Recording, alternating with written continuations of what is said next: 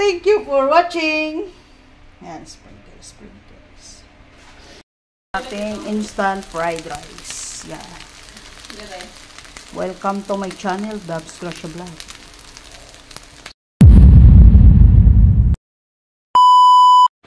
Hi guys! Ito, pitikan natin yung ating fried rice na mayroon chorizo de belbao, carrots, tsaka itlog. Lagyan na natin ng kanin. Ang kanin pala natin ay bagong saing. Yan, mikos-mikos lang ito guys. Mikos-mikos lang, halo-halo hanggang mahalo. Yan, lagyan natin ng salt and pepper. Lagyan natin ng kanin kasi konti lang. Yan ang ating breakfast, lunch at hapon. Itong fried rice natin guys, kung tipid kayo ng pagkulang para hindi na kayo magluto, yan, gawin lang natin yan. Sinangag na mayroon ng ulam. Kaya, swak ang ating almusal. Isang itlog, isang chorizo de belbao, dyan. Tapos kalahating carrots, tapos may konting mais, lagyan natin ng sibuyas. Ginisa pala natin sa sibuyas. Tapos yan, lagyan na natin salt and pepper para sa panlasa. Kaya kuhang-kuha natin yung lasa. Parang Chinese fried rice. Mikos-mikos lang natin yan guys. Halo-halo para maganda ang lasa niya. Mahalo lahat.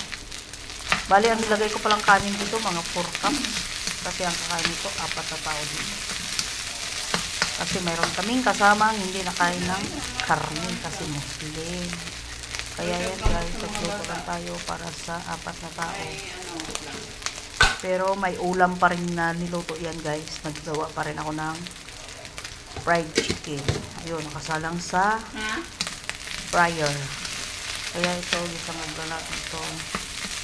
So, idea, para maiba naman yung panlasa ng kanin natin. Hindi yung puro brown rice.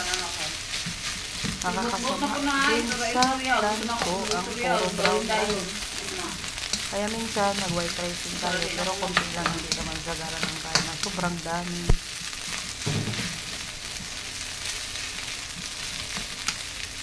Yan guys, mikos-mikos lang to. Fried rice, gisa lang tayo ng chorizo de belbao, then egg, carrots. May lalagay pa tayong mais. Lagyan natin ng mais. Ang ating fried rice. Fried rice guys, sa almusal. With egg and chorizo de belbao, carrots. Igisa ko lang yun siya guys, nagyan ng ating konti. Saka paminta para may lasa. Yan ang ating almusal. Diretso na to. Thank you for watching Dabs Grasha Vlog. Don't forget to like, comment, and share. Thank you guys. Bye. Ating instant fried rice. Yeah. Welcome to my channel, Dabs Grasha Vlog.